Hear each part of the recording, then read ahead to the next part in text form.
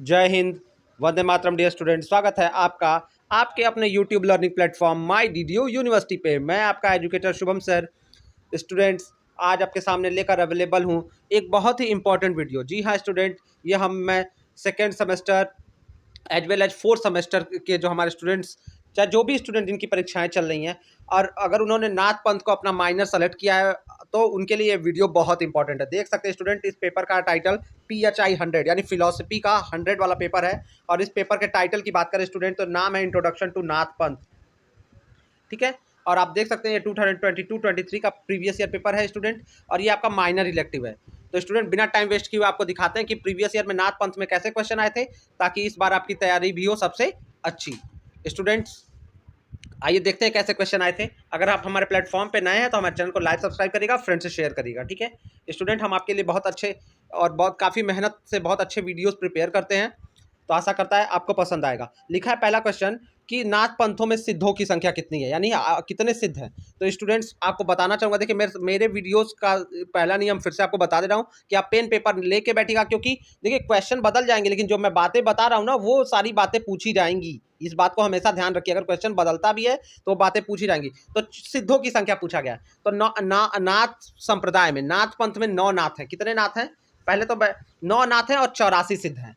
या लिख लीजिए, नाथ कितने हैं? नाथ पंथ में 9 नाथ हैं और 84 सिद्ध हैं। 9 नाथ में कौन कौन आता है स्टूडेंट, आप नोट कर सकते हैं। मत्स्येंद्र नाथ, गोरक्षनाथ, जो गुरु गोरक्षनाथ के गुरु थे उनका नाम मत्स्येंद्र नाथ था। तो पहले इन्हीं को मीन नाथ भी कहा जाता है। मत्स्येंद्र मतलब मछली से जो पैदा हुआ हो, तो इनको मीन नाथ या मीन नाथ भी कहा जाता है। तो मत्स्येंद्र नाथ, फिर गोरक्षनाथ, फिर गहनी नाथ, जालंधर नाथ, कनिफा नाथ, भर्तहरि नाथ, रेवण नाथ, नागनाथ और चरपट नाथ। और इसके साथ एक आध दो लोग का नाम अगर कहीं कहीं अलग में मिलता है, ठीक है। लेकिन 9 नाथ में जो मैंने 9 नाम बताए, ये 9 नाथ है और सिद्धों की संख्या 84 है। देखिए, नाथ संप्रदाय में जो नाथ थे वो ईश्वरवादी थे और जो सिद्ध थे वो अनईश्वरवादी थे, ठीक है। और नाथ संप्रदाय के आदि गुरु शिव को माना जाता है, जिसको अलग कहा जाता है, ठीक है। स्टूडेंट, हमने नाथ पंथ पे एक मॉडल पेपर का भी वीडियो कर दिया है, उसको भी आप जाके चेक कर सकते हैं, ठीक है, अगर आप अपनी प्रिपरेशन को और स्ट्रॉन्ग करना चाहते हैं। अगला क्वेश्चन है कि 12 पंथी संप्रदाय। तो नाथ संप्रदाय में पहले जो ये नाथ पंथ था ये अलग अलग भागों में बटा हुआ था, तो उसको इकट्ठा करके 12 पंथी संप्रदाय का निर्माण गुरु गोरक्षनाथ ने किया। तो श्रेय किसको जाता है? 12 पंथी संप्रदाय के प्रवर्तक। तो इसका उत्तर हो जाएगा गोरक्षनाथ। चलिए अगला क्वेश्चन देखते हैं। कनफटा साधु, देखिए कनफटा साधु नाथ पंथ से संबंधित है। जो साधु, नाथ पंथ के साधु कान का कर्ण भेदन संस्कार कराकर, देखिए जो नाथ संप्रदाय में मतलब वो कान का भेदन करा के कुंडल पहनते हैं भारी भारी, वही कनफटा संस्कार होता है, ठीक है, नाथ संप्रदाय में। तो ये हमारे योगी आदित्यनाथ जो हमारे मुख्यमंत्री जी हैं, वो भी कनफटा, नाथ पंथ में कनफटा साधु की संप्रदाय से संबंधित है। तो कनफटा साधु नाथ संप्रदाय से संबंधित है। अगला क्वेश्चन देखते हैं। निम्न से कौन सा एक नाथ योगी नहीं है? तो मैंने बताया 9 नाथ का नाम बता दिया आपको। आदिनाथ, आदिनाथ किसको कहा जाता है? शंकर जी को ही आदिनाथ कहा गया है, ठीक है। नाथ संप्रदाय में आदिनाथ या आदि गुरु या अलख, ये सब शिव के नाम है। तो स्टूडेंट, तो नाथ है कि योगी नहीं है, तो आदिनाथ हैं पतंजलि ने योग सूत्र लिखा है, यानी इन्होंने योग के बारे में बताया है। और योग का हम मानते हैं कि नाथ संप्रदाय से योग का भारत में शुरुआत बढ़ गया। देखिए, माना जाता है कि शिव ने सबसे पहले योग की शिक्षा देवी पार्वती को दी, फिर दूसरी शिक्षा सप्त ऋषियों को दी, और उसी के माध्यम से ये शिक्षा, योग की शिक्षा आगे बढ़ी, ठीक है।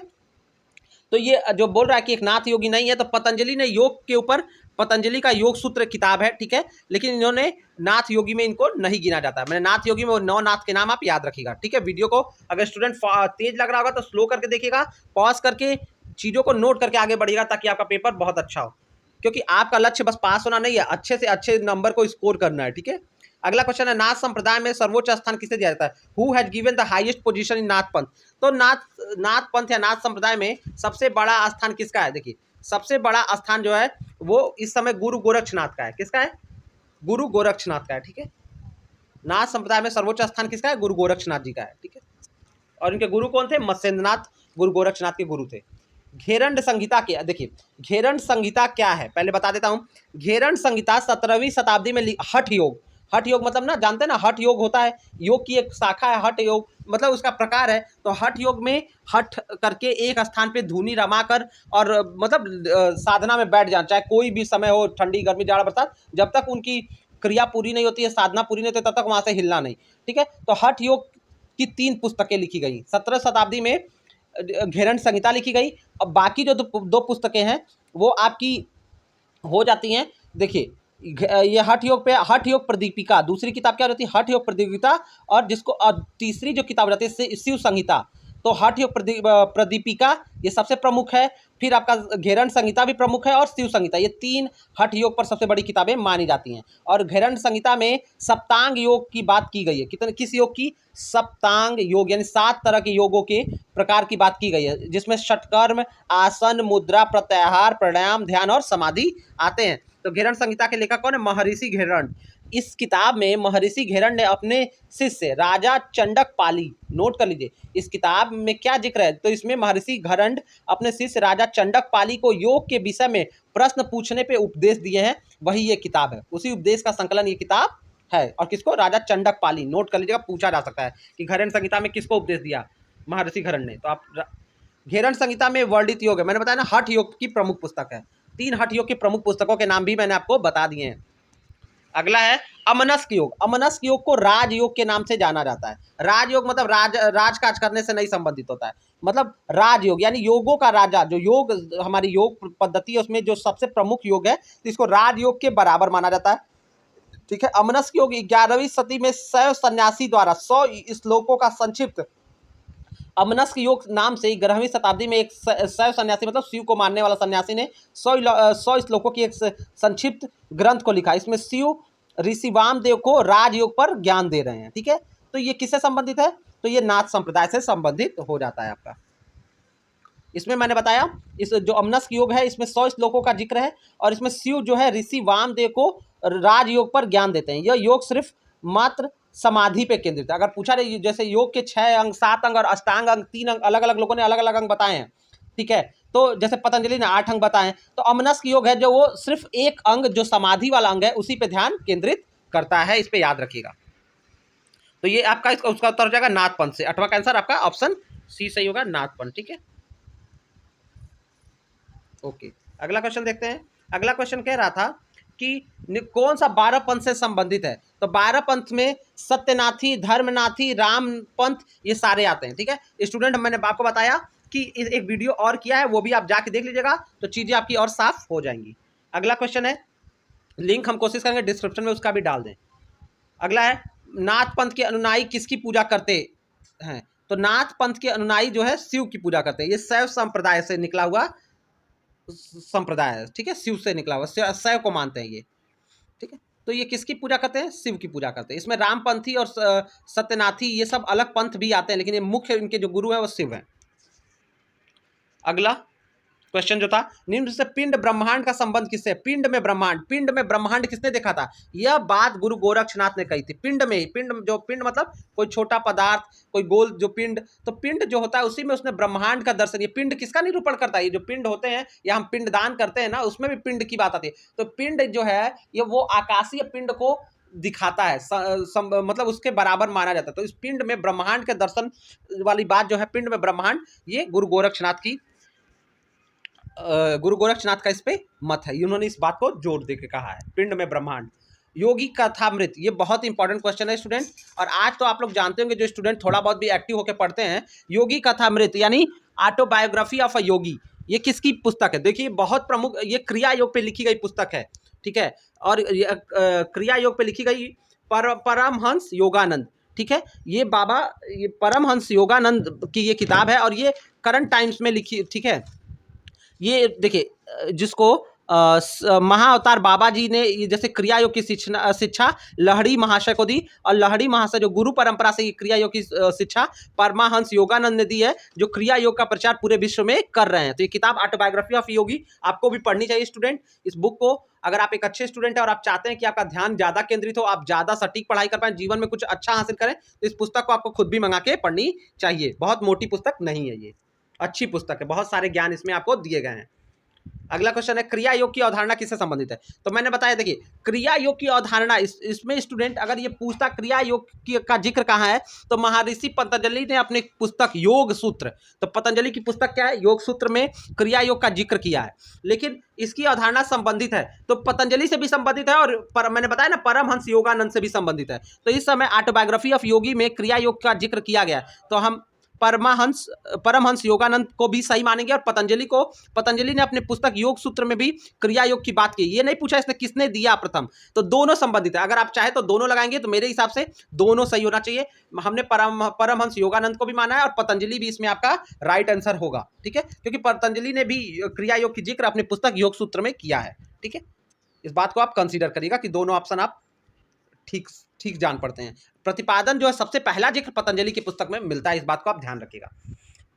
जो क्रिया योग थी ये बीच में लुप्त हो गई थी, बाद में ये 19वीं शताब्दी आते थे ये पुनर्जीवित हुई है। मैंने बताया ना बाबा जी जो थे, माना जाता है कि क्या कहते हैं महाअवतार बाबा जी, उसके ने इसकी शिक्षा लहड़ी महाशय को और लहड़ी महाशय से परमहंस योगानंद को इसकी शिक्षा मिली है, ठीक है। अगला question, योगदास Satsanga society of India के संस्थापक कौन है। तो देखिए योगदास सत्संग सोसाइटी ऑफ इंडिया के संस्थापक जो हैं वो परमहंस योगानंद ही हैं। परमहंस योगानंद जो है बता रहा हूँ इस समय मॉडर्न टाइम्स में इन्होंने योग का प्रचार किया, ठीक है, और विश्व के यूरोप में तक में जाके क्रिया योग का प्रचार किया है। इन्हीं की सोसाइटी है जो ज्ञान और योग की शिक्षा देती है, जो क्रिया योग की शिक्षा देती है और ये रास्ते को दिखाती है। ये परमहंस योगानंद की सोसाइटी है जिसका नाम है योगदास Satsanga society of India, Yogoda Satsanga society of India, Paramhansa Yogananda, ठीक है। चलिए अगला क्वेश्चन देते हैं, द लाइफ डिवाइन। देखिए लाइफ डिवाइन जो इंग्लिश के स्टूडेंट होंगे वो पढ़े होंगे, ये किताब महर्षि अरविंद की है, ठीक है, जिनको श्री अरविंदो के नाम से हम भी जानते हैं। तो द लाइफ डिवाइन पुस्तक जो है वो श्री अरविंद की पुस्तक है। ये नोबेल प्राइज के लिए ये पुस्तक ये शॉर्टलिस्ट हुई थी लेकिन जीत नहीं पाई थी। चलिए समग्र योग के संस्थापक कौन है। तो देखिए समग्र योग की अवधारणा जो है,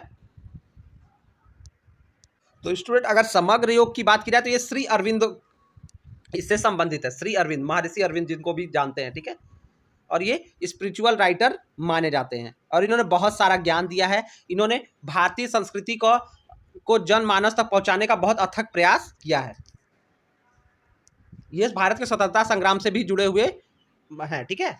अगला हीनयान और महायान, ये तो क्वेश्चन अगर स्टूडेंट आप थोड़ा भी जानते होंगे तो ये बौद्ध धर्म की शाखा है। बौद्ध दर्शन, हीनयान और महायान किसकी शाखा है, बौद्धों की शाखा। देखिए बौद्ध को हम इस नाथ पंथ में इसलिए पढ़ते हैं स्टूडेंट कि माना जाता है जो नाथ पंथ थे या नाथ पंथ जो बौद्ध जो धर्म का विकास हुआ, तो नाथ पंथ के लोग जो है वो बौद्ध काल 11वीं शताब्दी के आसपास ये लोग पहले ये माना जाता है। तो माना जा सकता है कि जो ये मतलब बौद्ध के जो गुण है ना वो नाथ पंथियों में मिलते हैं। योग साधना करना, त्याग करना, बस कुछ गुण उनसे भी मिलते हैं और कुछ अलग भी हैं। तो इसीलिए देखिए जो गुरु मत्स्येंद्र नाथ हैं नेपाल में इनकी पूजा हिंदू भी करते हैं और इनके जो आश्रम है या इनका जो मंदिर है जिसको आप कह सकते हैं वहां पे बौद्ध भी जाते हैं। तो इसी तरह से इनको बौद्ध में भी सिद्ध माना जाता है, बौद्ध में भी ये अच्छे संत माने जाते हैं बौद्ध धर्म के, ठीक है। तो इसीलिए ये हीनयान और महायान जो है बौद्ध दर्शन की शाखाएं हैं जिसमें जीवन जीने के तरीके का वर्णन है। उसी तरीके का कुछ जीवन जीने का तरीका नाथपंथियों का भी है। चलिए अगला क्वेश्चन था, बुद्ध की मुक्ति की अवधारणा को कहा जाता है। तो देखिए बुद्ध की जो मुक्ति है बौद्ध धर्म में वो मुक्ति हमारे वहाँ कहा जाता है। तो वहाँ पे परिनिवारण निवारण निर्वाण जो बौद्ध ने जो शरीर त्यागा था उसको महापरिनिर्वाण कहते हैं। तो जो मुक्ति की अवधारणा बौद्ध धर्म में उसको निर्वाण के नाम से हम जानते हैं, निर्वाण प्राप्त करना यानी मुक्ति प्राप्त करना, ठीक है। अगला 4 आर्य सत्य। देखिए 4 आर्य सत्य की बात की है बौद्ध दर्शन में। 4 आर्य सत्य क्या है, देखिए 4 आर्य जो सत्य की बात कही है वो बौद्ध दर्शन में, और ये जो 4 आर्य सत्य है वो कहता है दुखम अर्थात संसार दुखमय है। दुख समुदय या सभी चीजों का सभी दुख जो है मतलब दुख जो है संसार में ये सभी दुखों का कारण दुखी है, ठीक है।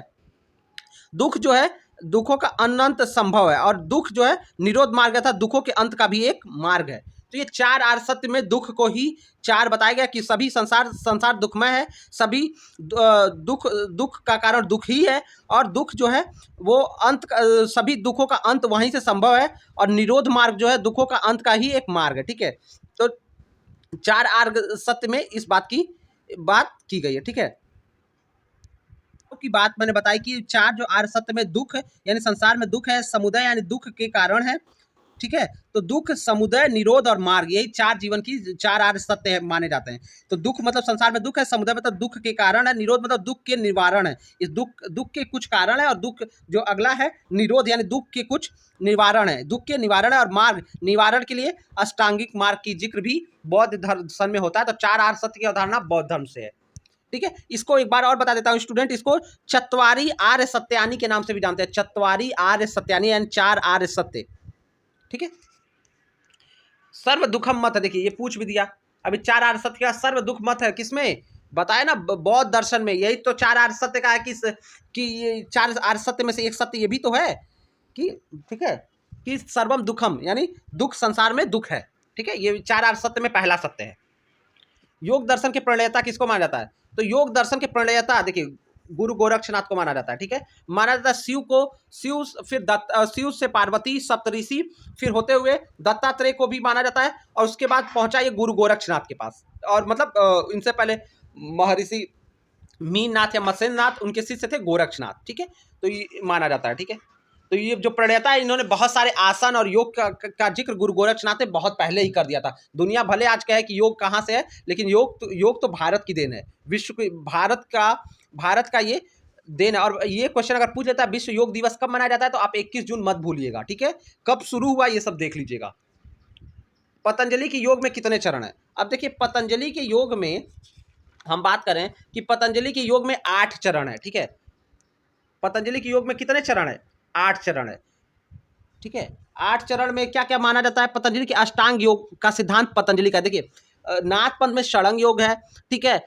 कहीं कहीं सप्तंग योग के सप्तंग सिद्धांत की बात है, और इसमें अष्टांग योग है। अष्टांग योग में देखिए पतंजलि के 8 लिख लीजिए, पूछता है कभी क्या नहीं है, तो आप नोट कर लीजिएगा। पहला यम, दूसरा नियम, तीसरा आसन, चौथा प्राणायाम, पांचवा प्रत्याहार, छठवां धारणा, सातवां ध्यान और आठवां समाधि। यानी इसमें मुक्ति का जिक्र नहीं, ये समाधि का जिक्र है। इस बात को पूछिएगा क्योंकि ये दे दिया था एक बार। अगला क्वेश्चन है योग चित्त वृत्ति निरोध, ये कॉन्सेप्ट किसका है, ये अवधारणा किसकी है, तो देखिए योग चित्त वृत्ति जो है ये अवधारणा आपकी, तो स्टूडेंट जो ऑप्शन ही कह रहा है उससे आपको पता ही चल जाएगा, मतलब ध्यान से आप देख ले, योग दर्शन से है, न्याय की तो बात नहीं। अब देखिए योग चित्त वृत्ति निरोध मतलब क्या है, पतंजलि के अनुसार अगर हम बात करें तो चित्त वृत्ति निरोध मतलब चित्त की वृत्तियों को चंचल होने से रोकना है। जैसे मन करता है ये भी कर ले, मन करता है वो भी कर ले, बहुत सारा रुपया देख ले तो मन करे ये मेरे पास हो जाए। तो यानी जो चित्त के अंदर जो वृत्तियां हैं, जो मतलब कमियां हैं, या जो आपको मतलब जो आपको गलत आचरण पे, तो उसकी वृत्ति को रोकना, चित्त की वृत्ति को क्या करना, संयमित में रखना। मन आपको ना चलाए, आप अपने मन को चलाएं। इस तरह की बातें चित्त वृत्ति निधि, तो ये योग दर्शन से संबंधित है। आशा करता हूं स्टूडेंट आपको समझ में आ रहा होगा। वीडियो स्टूडेंट बड़ा जरूर हो सकता है, लेकिन आप पूरे वीडियोस को ध्यान से देखिए और छोटी छोटी बातों पे फोकस करिएगा, ठीक है। योग सूत्र किसके द्वारा लिखा गया, मैंने बताया योग सूत्र महर्षि पतंजलि द्वारा लिखा गया है, ठीक है। तो इसका राइट आंसर आपका ऑप्शन डी हो जाएगा, महर्षि पतंजलि, ठीक है। अगला क्वेश्चन देखते हैं। अगला क्वेश्चन कह रहा है निम्न से कौन सा एक अष्टांग योग का सोपान नहीं है। देखिए अब पूछ दिया अष्टांग योग का सोपान नहीं है, तो 8 योग मैंने बताया ना सोपान नहीं है, तो इसमें आसन है, ध्यान है, समाधि है। यम नियम आसन प्राणायाम प्रत्याहार धारणा ध्यान समाधि, तो मोक्ष नहीं है। इसमें क्या नहीं है स्टूडेंट, तो मोक्ष जो आपका मोक्ष है वो इसमें इंक्लूडेड नहीं है, ठीक है। चलिए अगला क्वेश्चन देखते हैं। बौद्ध दर्शन के प्रवर्तक, प्रोपाउंडर ऑफ बुद्धिस्ट फिलॉसफी, तो देखिए जब बौद्ध दर्शन के प्रवर्तक तो आपको भी पता है गौतम बुद्ध, जिसको सिद्धार्थ गौतम के नाम से भी हम जानते हैं, ठीक है। इनको तथागत के नाम से भी जानते हैं, अगर पूछ देता कहीं कहीं दे देता है तो तथागत इनको भी कहा जाता है, ठीक है। अगला क्वेश्चन है गुरु गोरक्षनाथ मंदिर कहाँ है। गोरक्षनाथ मंदिर आपको ही पता है गोरखपुर में सबसे प्रसिद्ध जो है गोरखपुर में, और नाथ संप्रदाय का सबसे बड़ा केंद्र अपना गोरखपुर ही है, ठीक है, ठीक है। अब द फिलॉसफी ऑफ गोरखनाथ के लेखक कौन है, तो द फिलॉसफी ऑफ गोरक्षनाथ जो पुस्तक लिखी गई है, इसमें आप जान ही रहे हैं कि राधा कृष्ण दिया अक्षय कुमार बनर्जी, तो ये द फिलॉसफी ऑफ गोरखनाथ जो ऑप्शन बी जो कह रहा है कि अक्षय कुमार बनर्जी, यानी the author of philosophy of Gorakhnath, ये पुस्तक किसकी है, अक्षय कुमार बनर्जी की पुस्तक है। इसको आप ध्यान से नोट कर लीजिएगा, ठीक है। अगला क्वेश्चन जो है गोरक्षनाथ मंदिर के मुखिया यानी ट्रस्ट के मुखिया कौन है, तो ये आप जान लीजिए गोरक्षनाथ के अभी वर्तमान जो ट्रस्ट के मुखिया हैं वो कौन है, योगी आदित्यनाथ जी हैं, ठीक है। इससे पहले अवैधनाथ जी थे, उनके पहले दिग्विजय नाथ जी थे। अगला है गोरक्ष पद्धति संबंधित है, तो गोरक्ष पद्धति किससे संबंधित है, अगर ये बात करें तो ये नाथ वेदांत परंपरा, जैन परंपरा तो होगा नहीं, गोरक्ष पद्धति गोरक्षनाथ परंपरा से संबंधित है। कुछ क्वेश्चन बहुत इजी है स्टूडेंट, आपको कॉमन सेंस लगा के भी आंसर कर सकते हैं, लेकिन आप और चीजों को और क्वेश्चन को भी देख के जाइएगा, इसीलिए हम आपको ऑप्शन भी एक्सप्लेन करें। अब सांभवी इन नाथ योगा इज अ, तो सांभवी क्या है? नाथ योग में एक मुद्रा का नाम है। किसका नाम है? मुद्रा। ध्यान की एक मुद्रा होती है ना, पैसा वाला नहीं, मुद्रा, मुद्रा, ठीक है, योग के अंदर मुद्रा। कपाल भाती किससे संबंधित? देखिए कपाल भाती का जो बहुत सारे बंध, जो सिद्धांत, ये हमको नाथ पंथ और गुरु गोरक्षनाथ की देन है, ठीक है। तो कपाल भाती भी किसकी देन है? नाथ योग की देन है, ठीक है। इसमें कपाल का मतलब होता है माथा या ललाट, और भाती का मतलब है तेज, यानी प्राणायाम करने से मुख पर तेज आता है। जो प्राणायाम करने से मुख पर तेज आता है उसे कपाल भाती कहते हैं, ठीक है। और ये नाथ योग की देन है। अगला क्वेश्चन है षटकर्म संबंधित है। षटकर्म की बात करें तो 6 कर्म किससे संबंधित है? मैंने कहा ना, तो 6 कर्मों की बात नाथ योग में की गई है। कितने? नाथ योग में षटकर्म की बात की गई। पतंजलि में अष्टांग योग की बात की गई है। तो और ये जो नाथ शब्द है, तो षटकर्म अलग है और उसमें अलग है। तो षटकर्म में किसको किसको शामिल किया इन्होंने? षटकर्म में कपालभाति, त्राटक, नेति, या नोट करिए, जो 6 कर्म हैं वो कर्म की क्या मानेगा? जो अंग नहीं, कर्म। तो 6 कर्म जो है वो कपालभाति, त्राटक, नेति, धैति, देखिए कपालभाति करना, त्राटक आंख की रोशनी को एक ज्योति पे केंद्रित करना, नेति जल नीति, सूत्र नीति, धौती यानी कपड़े को मुंह में डाल के पूरे शरीर की सफाई करना, नौली यानी जो नारियों से शुद्धि का पान, और भस्ती। तो ये जो है ये षटकर्म है। और किससे संबंधित है? ये नाथपंथ से संबंधित है। ये तो आप जान ही जाएंगे। इस क्रियाओं से शरीर की क्या की जाती है? षटकर्म से शरीर की शुद्धि की जाती है। पंचकर्म, षटकर्म, देखे ना, पंचकर्मा योग, मतलब आप देखते होंगे पंचकर्म का कई जगह खुला रहता है कि पंचकर्मा कराते हैं, तो यही षटकर्म है नाथ पंथों में। सत, रज और तम गुण किसके हैं? तो देखिए सत, raj and tam are the attributes of the nature. ये प्रकृति के गुण हैं। प्रकृति में सत गुण के, रज गुण और तम गुण 3 तरह के गुण होते हैं, ठीक है। सत सात्विक, रज राजसी, और तम मतलब मांसाहार, और ये सारा जो मतलब एक तरह से एक मानवीय प्रवृत्ति से को दूर करती है मानव। तो ये सारी चीजें इसमें आती है। इसमें शराब वराब जो है वो रज। तो सत्व, रज और तम गुण प्रकृति का है, ठीक है, मनुष्य का गुण नहीं है। मनुष्य तो अपना आचरण अपने जैसा चाहता है वैसा करता है। अब चाहे तो अच्छा आचरण करे, चाहे तो वो मांस मदिरा का सेवन या जो भी है उनके अनुरूप वो करे, जो भाई उसको अच्छा लगे। लेकिन सत्य जो है सत्य है कि हमें सात्विक जीवन जीना चाहिए, ठीक है। बुद्ध के अनुसार दुख का मूल कारण क्या है? बुद्ध के अनुसार देखिए तृष्णा। तृष्णा जो है, बुद्ध ने तृष्णा को, यानी जो किसी चीज से आपका लगाव, अट्रैक्शन, आपका वो, तो तृष्णा जो है, तृष्णा मतलब होता है झूठ एक तरह से। तो संसार में देख के जो तृष्णा है कि संसार बहुत अच्छा है, बहुत अच्छा चल रहा है, तो ये तृष्णा एक तरह से लगाव की बात करते हैं, ठीक है। तो ये दुख का कारण बुद्ध ने तृष्णा को यानी क्रेविंग को माना है। अगला क्वेश्चन था नाथ योग कहा जाता है। नाथ योग को क्या कहा जाता है? ज्ञान योग, भक्ति योग, षडंग योग। मैंने कहा ना नाथ योग को क्या कहा जाता है? षडंग योग कहा जाता है, ठीक है। षडंग योग, षटकर्म भी नाथपंथ से संबंधित है और षडंग योग भी नाथपंथ से संबंधित है, ठीक है। और पतंजलि अष्टांग योग की बात करते हैं, इस बात को आप ध्यान दे दीजिएगा। गोरक्ष शतक किसने लिखा है? तो देखिए गोरक्ष जो शतक नाम की जो पुस्तक आपकी आई है, ये गुरु गोरक्षनाथ की देन है, ठीक है। और ये हठ योग पर भी ये पुस्तक है, ठीक है। गुरु गोरक्षनाथ की देन है, हठ योग पे। इसमें 101 श्लोक है और इसका नाम गोरक्ष शतक है, ठीक है। गोरक्षनाथ के और पुस्तकों के नाम भी स्टूडेंट आप देख लीजिएगा, ठीक है। अगला क्वेश्चन देख लेते हैं। निम्न में से कौन सी पुस्तक गोरक्षनाथ द्वारा रचित है? तो गोरक्षनाथ द्वारा कौन सी पुस्तक है? देखिए, तो मैंने एक बता दिया कि गोरक्ष शतक भी उन्हीं का हो गया, ऊपर अभी बताया। अब यहाँ पूछा है कौन सी लिखी गई है, तो स्टूडेंट आपको बता देंगे सिद्ध सिद्धांत पद्धति। इसमें से गीता रहस्य जो है ये बाल गंगाधर तिलक का लिखा हुआ पुस्तक है, और योग सूत्र तो बताया पतंजलि का है। तो आपका जो बच जाता है सिद्ध सिद्धांत पद्धति, ये आपका गुरु गोरक्षनाथ द्वारा सबसे पहले लिखा गया। इस नाम से कई और लोगों ने भी पुस्तक लिखा है, लेकिन ये गुरु गोरक्षनाथ द्वारा लिखी गई सबसे पहले पुस्तक है। इस पुस्तक पे टीका, यानी टीका मतलब टिप्पणी की गई है, और ये द्वारिका प्रसाद शास्त्री द्वारा भी लिखा गया एक पुस्तक है, लेकिन ये गुरु गोरक्षनाथ द्वारा भी लिखा पुस्तक है, इस बात को ध्यान में रखिएगा। चलिए, हठ योग प्रदीपिका, देखिए ये पुस्तक जो है हठ योग की मैंने 3 प्रमुख पुस्तक बताई थी, इसमें एक हठ योग प्रदीपिका भी है और जो दूसरा आपका मैंने घेरंड संहिता भी है, ठीक है, इस बात को ध्यान रखिएगा। तो हठ योग प्रदीपिका के लेखक कौन है? इसके लेखक योगेंद्र स्वात्मा राम, ठीक है, योगेंद्र स्वात्मा राम, जो ऑप्शन सी कह रहा है, ये इसके लेखक है। तो ये इनकी पुस्तक है, ठीक है। और हठ योग प्रदीपिका जो है ये योगी स्वात्मा राम थे, ये गुरु गोरक्षनाथ के शिष्य माने जाते हैं। ये हठ प्रदीपिका, हठ योग मतलब हठ का योग, जो ठीक है। और प्रदीपिका मतलब होता है प्रकाश डालना, यानी हठ योग प्रदीपिका मतलब यानी हठ योग पे प्रकाश डालने वाली पुस्तक, और ये संस्कृत में लिखी गई है। भाषा इसकी क्या है? संस्कृत है। अगला और लास्ट क्वेश्चन देखते हैं। हठ योग की अवधारणा संबंधित है, नाथपंथ से संबंधित है, इसमें तो कोई डाउट ही नहीं स्टूडेंट। तो इस तरह से स्टूडेंट हमने आपके लिए 40 क्वेश्चन की सीरीज को कवर कर लिया, द कॉन्सेप्ट ऑफ हठ योग रिलेटेड टू नाथपंथ। आशा करता हूं आपको वीडियो लेक्चर बहुत अच्छा लगा होगा। स्टूडेंट्स अपनी तैयारी में लगे रहिएगा। हमारा मॉडल पेपर का वीडियो हुआ है, आप जाकर देखिएगा, लिंक को डिस्क्रिप्शन में दे दिया जाएगा आपको। कोई डाउट होगा तो कमेंट करिएगा। साथ ही साथ आप हमारा टेलीग्राम और व्हाट्सएप ग्रुप भी ज्वाइन कर सकते हैं, ताकि आपको डीडीयू से मिलती जुलती सारे अपडेट्स PDF आपको मिलते रहें। Thank you so much students.